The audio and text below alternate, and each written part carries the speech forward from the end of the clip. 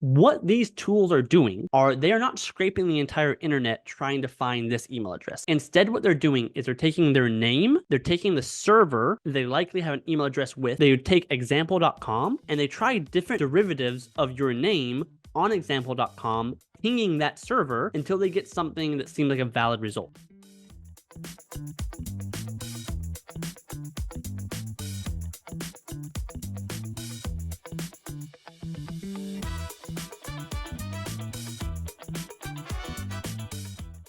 All right, so now that you've scraped your lead list, it's time to enrich it with emails and validate those emails. So the first tool that I want to be sharing is BetterContact Rocks. Now, in full transparency, this is something that we are associated with. You can click on the affiliate link below if it's the right tool for the job, but I will be walking you through what is good and what's bad about it, because it will be the perfect tool for some of your campaigns, and for other campaigns, frankly, not so much.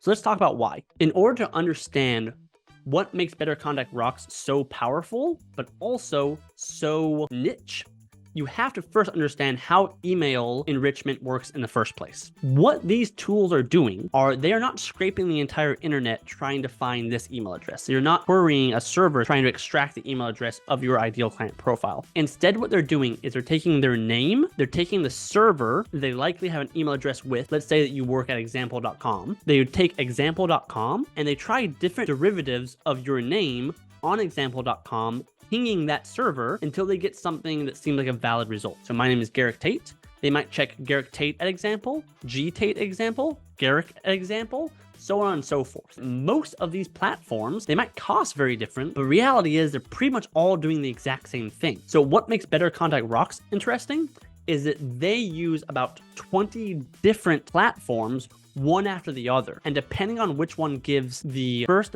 best result, that's the one that they share with you.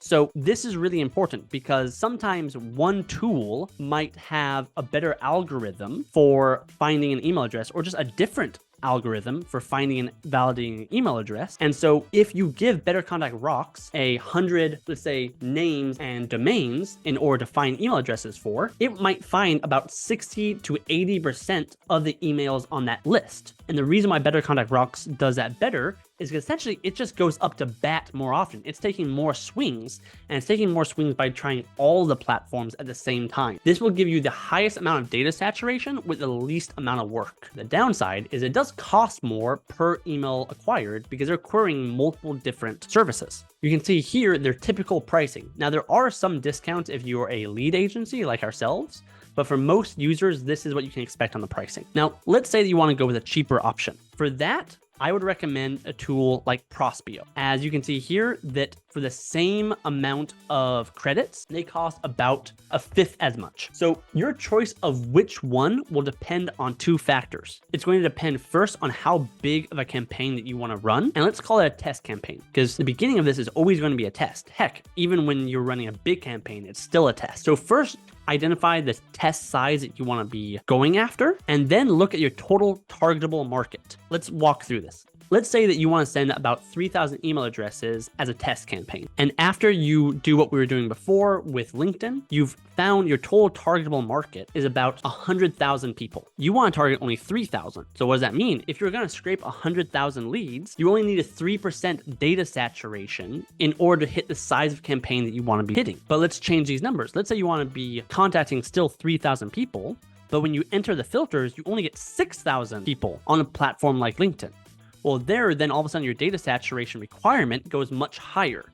You need to have 50% data saturation with valid email addresses in order to hit the size of campaign that you want. What's the bottom line of this? If you have a big pool of potential customers and you don't need to be contacting every single one of them for your test campaign, probably a cheaper tool like Prospeo makes sense. While if you want to be maxing out your marketing budget as fast as possible and want to be contacting everybody in your targetable niche, well, then a tool like BetterContact Rocks is probably going to be better for you.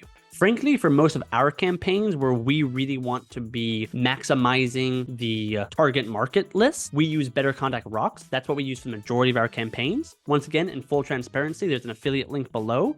So if you want to be getting the highest quality data with the biggest ease, you can check them out. But if budget's a constraint, then definitely check out a tool like Prospeo. All right, you've now enriched your lead list. Now it's time to validate it. You validate your emails because you want to avoid bounces. Your deliverability is the third most important ingredient in your campaign, and nothing hurts your deliverability more than bounced emails. What that means is if you send out 100 emails and you send to the wrong email addresses, then platforms like Gmail and Outlook are going to notice that you're sending out emails to people that you don't know. Because if you did know them, you would know their real email and the emails wouldn't be being bounced. And therefore, they're going to relegate you to the spam filter and probably won't have nearly as high of deliverability as you want. So validating your emails becomes very important. The tools that we use to validate email addresses are the following: Scrubby, Never Bounce, and Zero Bounce. There's some pros and cons to all of these, so I'm going to walk through these briefly. Important to note for our campaigns, we always validate every email twice. And the reason why we do that is because, frankly, some of these sometimes have holes and false positives. And so for us, we always use a mixture of these different platforms. Important to note that BetterContact Rocks also has their own email validation system so that you only pay for validated email addresses from them. But even them, we still validate a second time just to be extra safe. Scrubby is quite powerful because it validates what are called catch-all emails. Catch-all emails are essentially emails where the email server masks all the emails on their system on whether or not they are or are not emailable. Basically, what that means is that Scrubby will validate emails that you cannot validate any other way. It does it by just emailing that account, waiting 2 days, and seeing if the account got a bounced reply back. So you really know if you use Scrubby if the email is actually valid or not. Now, it does cost a little bit more than other validation tools, and so for us, we only use it on those email addresses that are catch-all, but for that is really powerful, and it's probably the best catch-all validator on the market. There are other tools that supposedly do it as well, but Scrubby is the one that we trust for this because they actually send email addresses to actually prove it out. The next two tools are Never Bounce and Zero Bounce. We use both of these in different circumstances. I will say that Zero Bounce does cost about twice as much as Never Bounce. By the way, if these two names are very similar and it's causing you problems, it's caused us even more problems. But Never Bounce is the cheaper of the two. We still like Zero Bounce in some situations though, because Zero Bounce won't just tell you if the email is invalid. They will also report to you if the email is one that is known to mark lots of incoming emails as spam.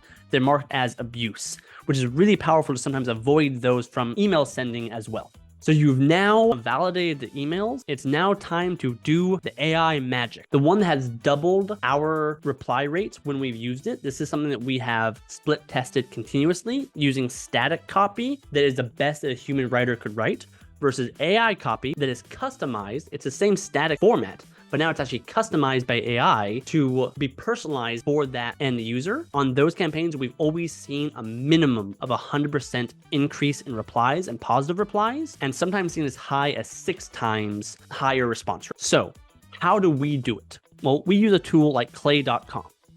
You're well on your way to building your own winning campaign and booking appointments. So you now know how to scrape, enrich, and validate your lead list. But there's more. In step 3, we're going to walk you through how to unlock the full power of AI by generating personalized and dynamic copy that can double your reply rate with no extra effort by using Clay. Well, there is a lot of extra effort, but it's done all up front. That's the amazing part about using AI and using tools like Clay. Set them up once, then the AI is going to write the copy for you for the entire lead list. It's really magic. I'll be showing you a demo about how we do it, and I'll also be sharing with you the template that we use so you don't have to start from scratch. I wish this was available to me before. So if you're ready for the next step, hit the subscribe button below to be notified the second the next video comes out, and let's keep this momentum rolling to make sure your outreach becomes unstoppable. I'll see you in the next video. AI is a massive passion of mine, building pretty much our entire portfolio of companies on the back of it. And I had actually done a lot of cold outreach before ChatGPT, before a lot of these tools came out of the market. And the problem was I loved the designing side of it, like the architecting the system, but I hated treating people like machines. I hated like having to